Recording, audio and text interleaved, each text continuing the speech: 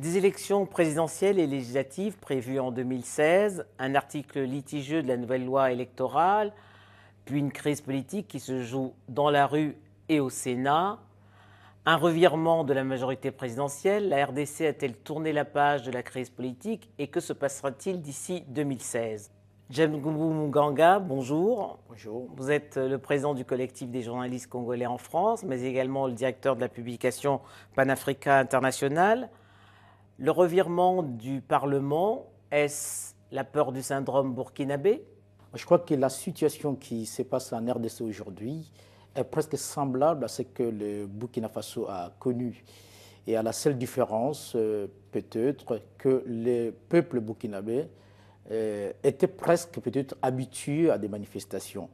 Mais là, la RDC, on sort d'une situation presque inattendue parce que, rappelez-vous que depuis 2006, les Congolais ne descendent presque pas dans la rue. Mais il y a eu des manifestations en 2011 également. Hein. Il y a eu des manifestations en 2011, mais presque à Kinshasa. Or, aujourd'hui, les manifestations qu'on a connues se sont étendues à d'autres villes. Kinshasa et presque toutes les régions. Et ça, si vous me permettez de dire, Goma, Bukavu, et même dans de grandes capitales occidentales, Paris, Bruxelles et partout ailleurs, les Congolais se sont manifestés pour rejeter en bloc cet article tant décrié qui a été un peu proposé, ou qui est presque une manœuvre électorale que la majorité présidentielle voudrait présenter aux Congolais.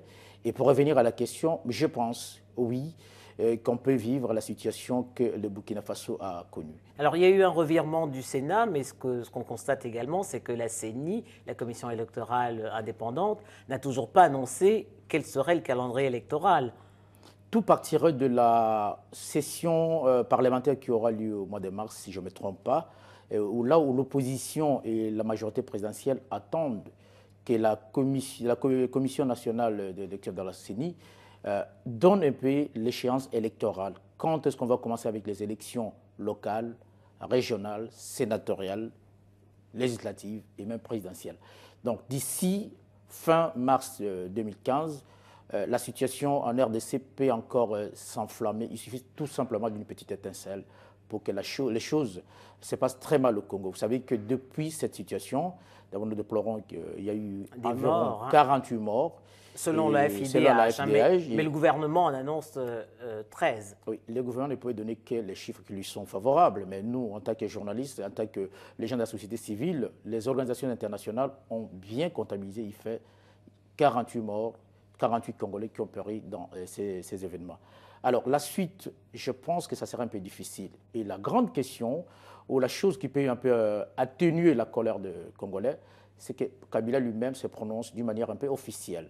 Jusqu'à présent, il n'a toujours rien dit. Il ne s'est jamais prononcé. Jusqu'à présent, ce sont que ces lieutenants qui s'expriment, qui ont soutenu qu'il y ait la modification de la révision, de la Constitution plutôt.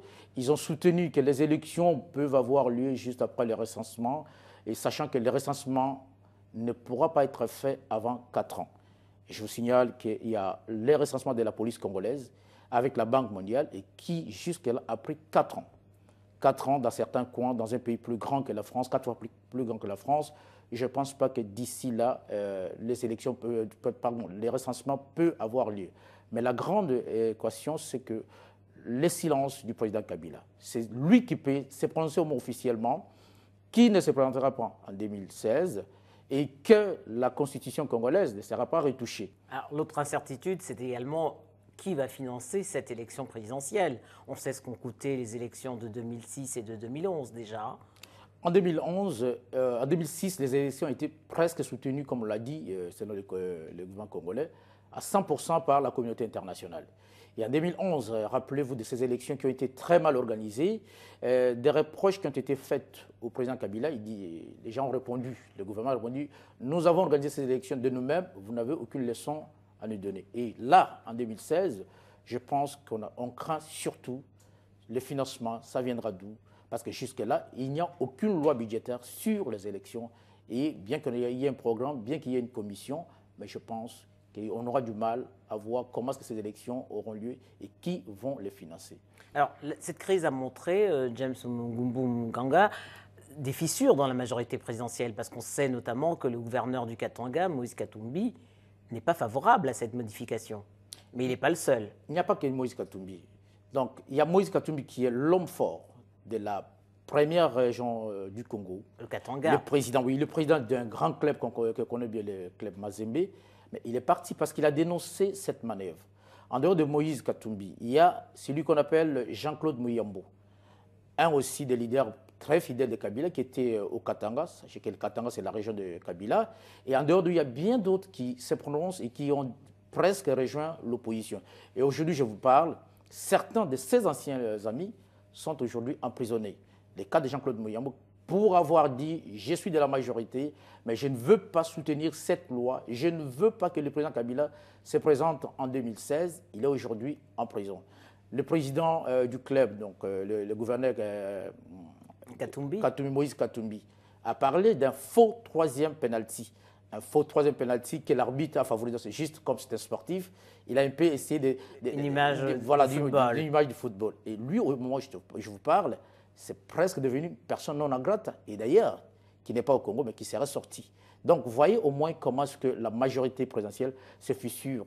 Et ces gens qui étaient avec le président Kabila, qui ont soutenu son action, ont rejoint l'opposition, qui est animée aujourd'hui par des gens comme Vital Kamerhe, le président de l'UNC, qui était l'homme qui a fait venir Kabila en 2016. Aujourd'hui, c'est lui qui est... En 2006. En 2006 plutôt, c'est lui qui anime aujourd'hui l'UNC, l'un des plus grands partis politiques. On rejoint les gens comme Etienne Tshisekedi de l'UDPS et bien d'autres, les MLC de Jean-Pierre Bemba. Donc, au sein de la majorité présidentielle, au sein même des amis politiques et biologiques de Joseph Kabila, il y a des gens qui disent non, assez, parce que le Congo a connu pas mal d'événements et on ne veut pas encore revivre ce que nous avons une nouvelle crise. Est-ce que les faucons de la majorité présidentielle sont fragilisés par cette crise aujourd'hui? Les faucons de la majorité présidentielle sont fragilisés. Autour du président Kabila, il y a au moins 10 personnes les plus influentes, les fameux MMD, les fameux Kinké, les frères et sœurs de Kabila et même les généraux. Mais ceux-là aussi, dans une certaine mesure, ces gens, ils disent clairement qu'ils ne voudraient pas que Kabila se présente en 2016 parce que les Congolais en ont marre. Ils ne veulent pas porter la responsabilité d'une nouvelle crise. Une nouvelle crise que nous avons connue, rappelez-vous. En 1996 déjà. Mobutu est parti parce qu'il y avait ça. Donc il y avait au moins tout autour de Mobutu toute une équipe des amis qui, quand les choses n'allaient pas très bien, ils ne voulaient pas les lui dire. Et aujourd'hui, nous revivons presque les mêmes scénarios. Ils le savent que les choses ne marchent pas. Kinshasa est devenue ce qu'on appelle la capitale mondiale des viols, donc les violences sexuelles, ces incursions rebelles dont les 3 régions, Nord Kivu, Sud Kivu, Katanga, Maniema, sont toujours victimes de cela. Et ces gens ne sont pas partis. Pourquoi? Parce que Kabila n'a pas mis en place une armée qui peut faire au moins résoudre cette question. Et ça, c'est ce qui a un peu essayé de pousser ces nationalismes dans des populations congolaises. Donc, ces gens le savent. Et les faucons, ils sont conscients que d'ici 2016... Les temps ont changé. D'ici 2016, les temps ont changé. On ne va pas vivre comme on a continué à le faire. Alors, cette crise a failli également faire voler en éclats le tout nouveau gouvernement de concertation nationale. 2 ministres, notamment, se sont prononcés également contre cette révision. Je pense notamment à Olivier Kamitatou et à Pierre Lumbi. Olivier Kamitatou, Pierre Lumbi font partie de la majorité présidentielle. Ce sont des personnalités qui ont contribué à ce que la majorité présidentielle de M. Kabila soit aujourd'hui plus unie. Or, les 3 personnes,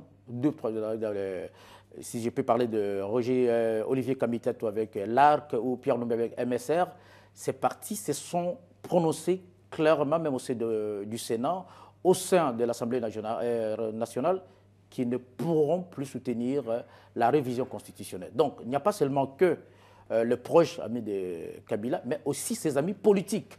Et quel pourrait être le scénario d'ici 2016? Il y a 3 scénarios, 3 cas de figure que je crains au moins. D'ici 2016, si Kabila ne se prononçait pas, moi je crains une chose. La première d'abord, qu'il y ait tout autour de ses amis militaires un coup de force.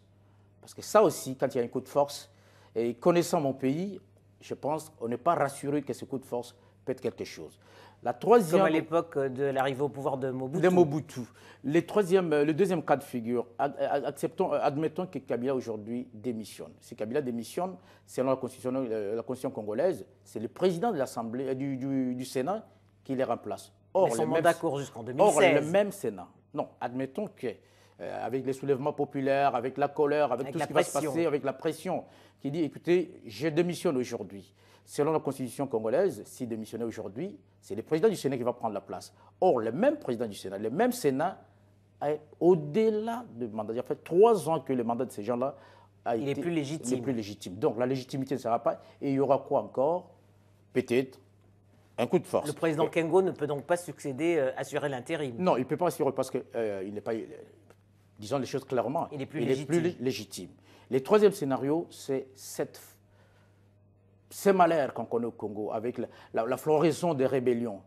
Kabila n'est pas parti, il n'a pas démissionné, il s'entête, il y aura une rébellion, une autre rébellion qui va s'ajouter encore à beaucoup de rébellions que nous connaissons au Congo. Donc, dans tous ces 3 cas de figure, et vous allez comprendre avec moi que le Congo ne sera pas épargné. Donc la seule chose, comme nous disons, et nous demandons, là on profite pour lancer un appel en tant que journaliste, je crois que les partenaires de la RDC doivent un peu prendre les choses au sérieux. Mais on a vu déjà lors de la réunion États-Unis-Afrique au mois d'août que les autorités américaines avaient déjà évoqué cette succession de Kabila. Oui. Les États-Unis ont évoqué ça d'une manière un peu claire. Vous vous rappelez aussi que la position de John Kerry la position de John Kerry, c'était tout à fait clair. Et d'ailleurs, le ministre de la Communication, Mende, s'est prononcé là-dessus. Et lui-même, le président Kabila, lors de la constitution, de la concertation, a dit nous n'avons des leçons à recevoir de personne. Donc, les États-Unis, la communauté internationale, la France et la Belgique, je pense qu'ils se sont prononcés. Mais cette prise de position est un peu beaucoup plus modérée. Les gens aimeraient que les gens le fassent d'une manière un peu claire. À la fin d'un deuxième mandat, le président Kabila peut passer la main à quelqu'un d'autre selon la Constitution, organiser des élections libres au Congo, laisser surtout aujourd'hui la liberté d'expression. Vous savez que depuis la venue de Kabila au pouvoir, depuis 2011, nous avons au moins 14 journalistes assassinés. Assassinés pour la plupart des cas par la garde républicaine. Et le procès de ces gens-là, c'est presque une parodie de justice. Ça m'a été. Aujourd'hui, je dis tout à l'heure qu'il y avait des opposants, des amis de Kabila, qui, après avoir prononcé, ils se sont prononcés contre la révision constitutionnelle, ces gens sont aujourd'hui emprisonnés. Alors, qu'est-ce que j'allais dire par là? Donc, je dis tout simplement qu'on est en train de laisser une dictature féroce qui s'installe au Congo, et on va regretter. On va les regretter parce que vous savez que c'est un pays si vaste, un pays fragile, qui a une cohésion, un pays fragile. Donc si on n'accompagne pas ce mouvement, si on n'arrive pas à mettre un peu les choses au clair en RDC... À prévenir les choses en RDC, donc je crois que nous allons vivre... Vous craignez le pire. On craint le pire et la RDC peut s'éclater en morceaux. Merci James Munganga. C'est moi qui vous remercie.